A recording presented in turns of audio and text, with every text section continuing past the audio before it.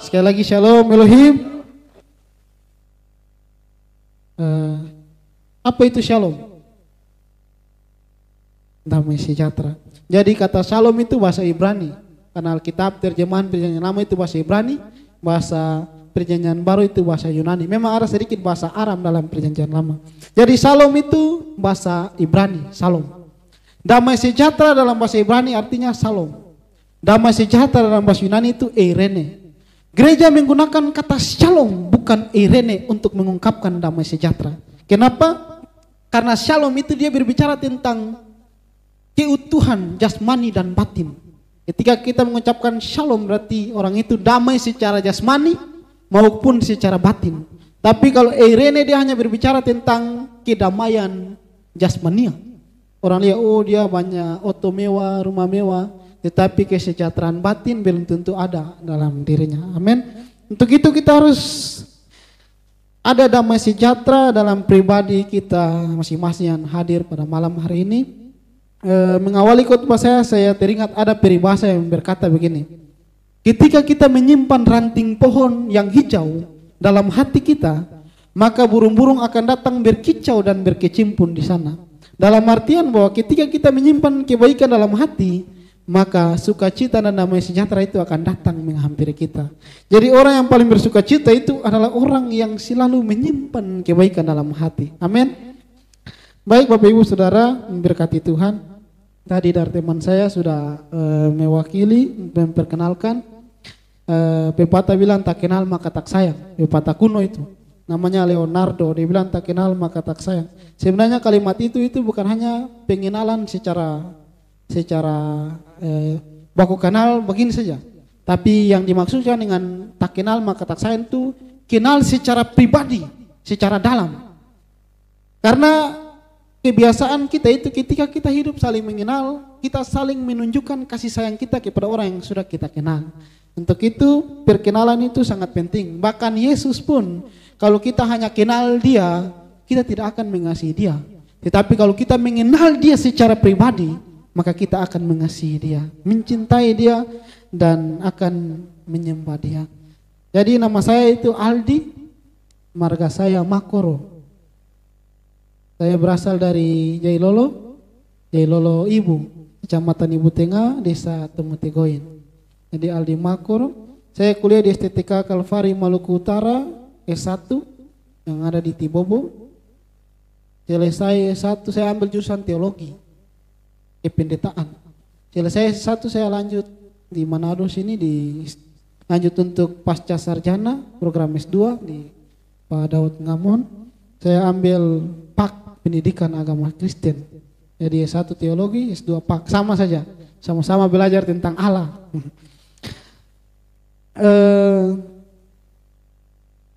Saya dibesarkan dari orang tua, mama, tete dan nenek, oma dan opa. Jadi mama dan papa aku pisah kasih tinggal saya dan kakak dari kecil di opa dan oma. Mereka yang antusias untuk menyekolahkan kami dari kecil sehingga kami kuliah. Saya semester 3, papa, opa yang saya anggap papa sudah itu meninggal. Kemudian tantangan datang bertubi-tubi, kemudian saya semester 7, mama meninggal. Jadi namun saya selalu percaya bahwa apa yang hilang dari kehidupan kita itu akan kembali dalam wujud yang lain. Jadi kalau satu kebahagiaan Tuhan ambil dari hidup kita, Tuhan akan ganti dengan kebahagiaan yang lain. Amin. Dan saya percaya Tuhan tidak akan membawa saya ke tempat di mana anugerah Tuhan tidak dapat menolong saya.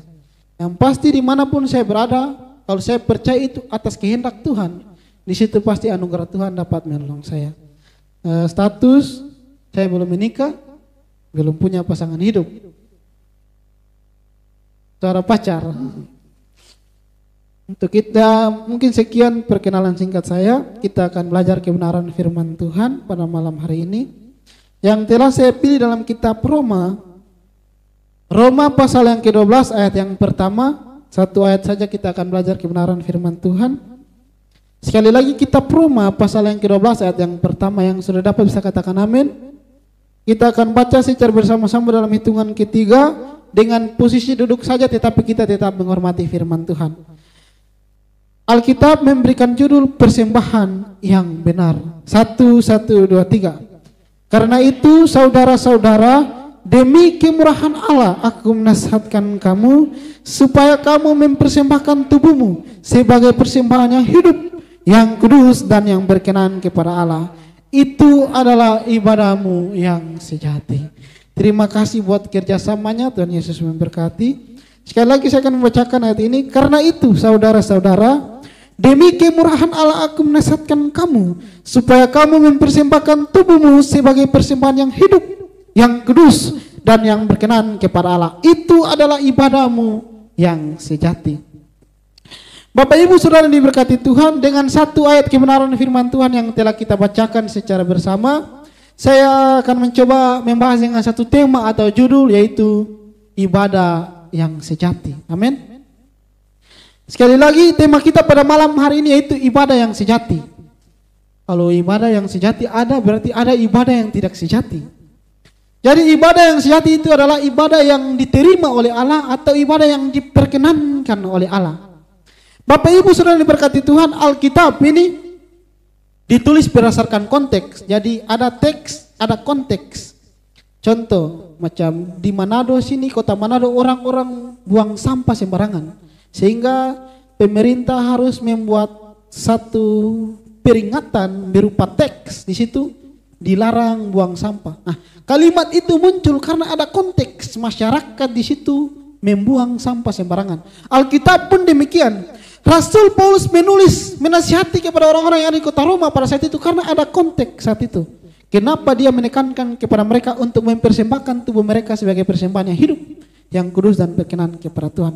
Jadi Bapak Ibu Saudara diberkati Tuhan, kita sudah ketahui bersama latar belakang dari Rasul Paulus. Rasul Paulus ini dia lahir di Tarsus. Tarsus adalah ibu kota Kilkia dulu pada zaman kepemimpinan bangsa Roma.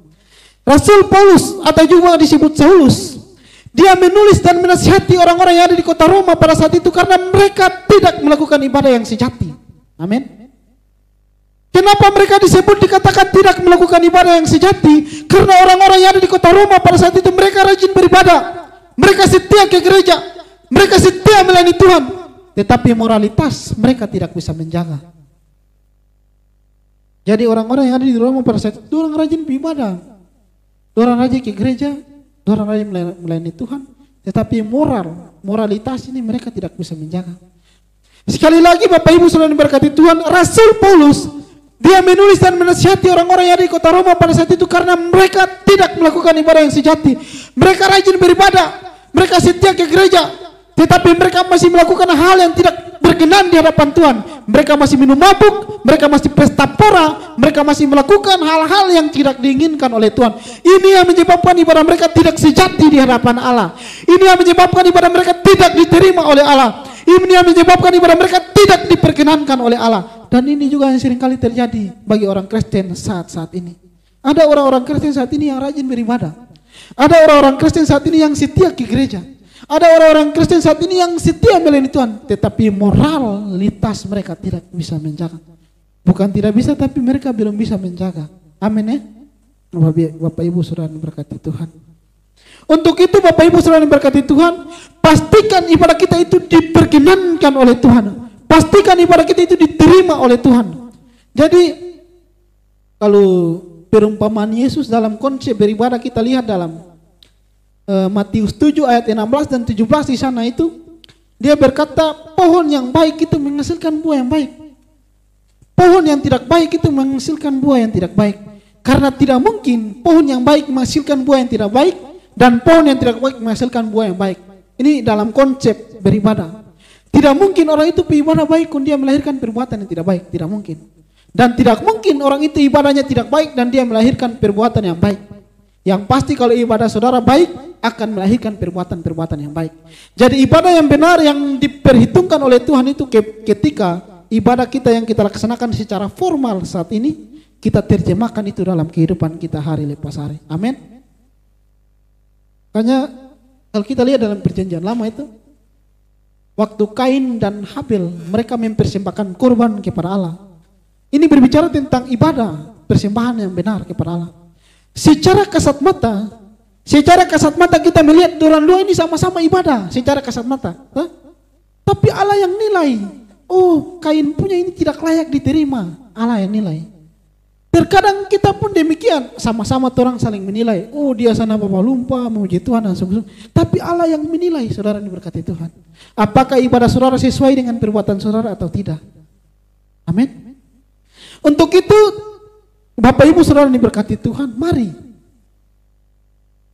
kita evaluasi diri kita, karena bagi Tuhan ibadah yang sejati itu adalah ketika kita mampu mempersembahkan tubuh kita untuk kemuliaan bagi nama Tuhan.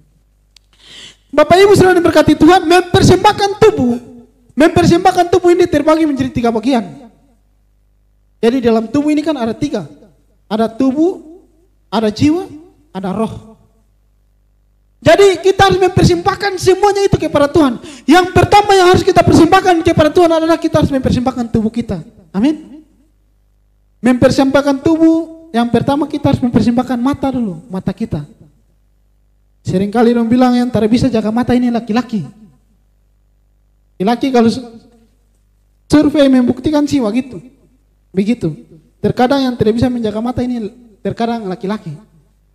Tapi menurut survei air mata yang paling terus itu laki-laki juga ya. Laki-laki kalau menangis itu cuma 1% saya dia mengandung air.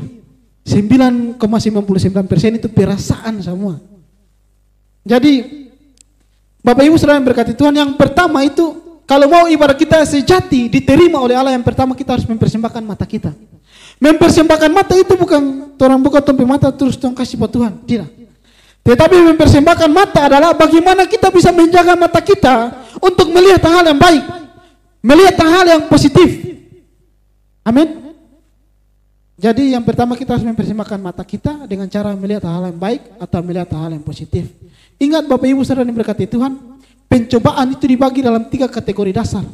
Yang pertama keinginan daging, yang kedua keinginan mata, dan yang ketiga keangkuhan hidup.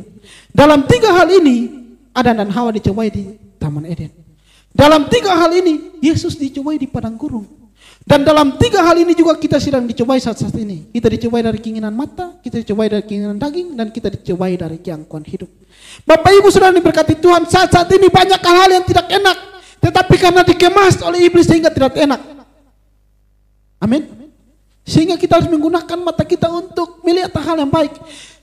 Jadi dari mata juga bisa menentangkan dosa. Hawa waktu di Taman Eden itu dia terkesan langsung ambil buah, tidak. Dia lihat dulu. Dalam penglihatan itu timbul keinginan.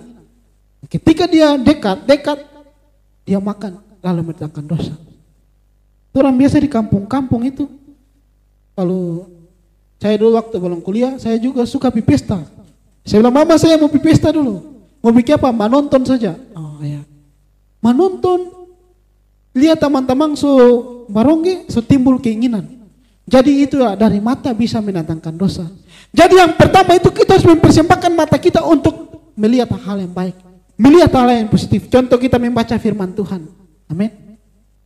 Waktu masih lama?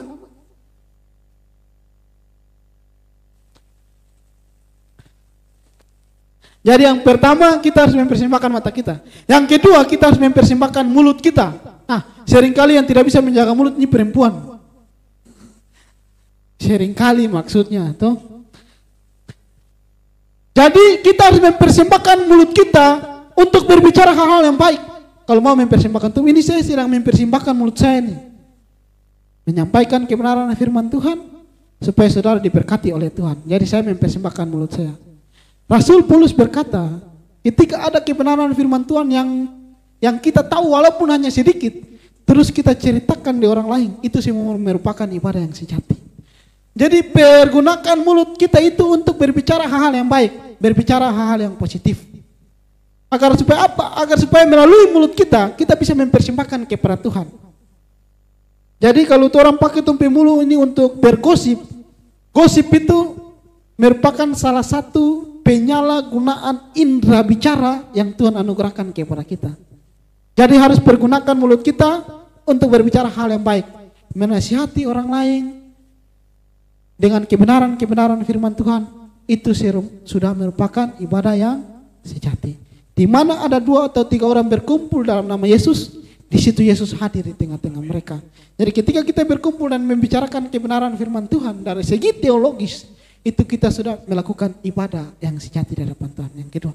Yang ketiga dari persembahan tubuh, kita harus mempersembahkan telinga kita.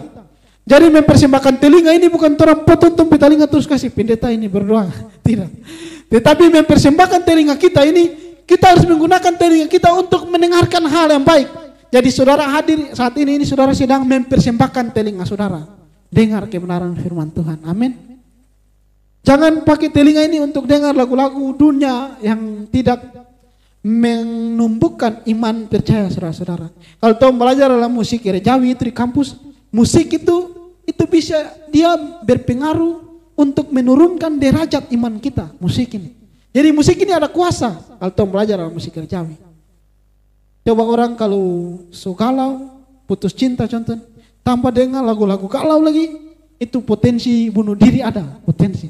Itu berarti musik itu ada kuasa. Dia bisa membawa pikiran kita ke dalam suasana di mana kita memang sudah tidak ada pengharapan sama sekali. Dan kita membuat keputusan yang seolah-olah itu keputusan yang istimewa menurut kita.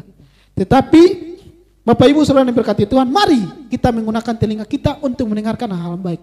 Kita dengar lagu rohani, kita dengar kebenaran firman Tuhan, itu dapat menaikkan derajat iman kita kepada Tuhan. Yang setuju katakan amin. Yang pertama itu kita persembahkan tubuh. Persembahkan tubuh itu terbagi menjadi 3. Persembahkan mata, persembahkan mulut, dan yang kita persembahkan telinga. Itu persembahkan tubuh. Yang kedua kita harus mempersembahkan jiwa kita kepada Tuhan. Di dalam jiwa pun ada 3. Ada pikiran, ada perasaan, dan ada kehendak. Itu kita harus persembahkan. Yang pertama itu kita harus mempersembahkan pikiran kita kepada Tuhan. Dengan cara apa kita memikirkan hal yang baik di hadapan Tuhan. Bapak Ibu saudara yang diberkati Tuhan. Kita, kalau saya belajar tentang penyembahan itu, salah satu buku yang saya baca itu, penyembahan itu yang cepat mengundang hadirat Tuhan itu ketika kita mampu berpikir tentang Tuhan dalam penyembahan itu. Saya contohkan begini, saya berpacar di Ternate. Bagaimana saya bisa hadirkan pacar saya di sini? Saya harus berpikir tentang dia. Dengan sendirinya dia hadir dalam pikiran saya. Nah itu nanti tinggal saya yang atur.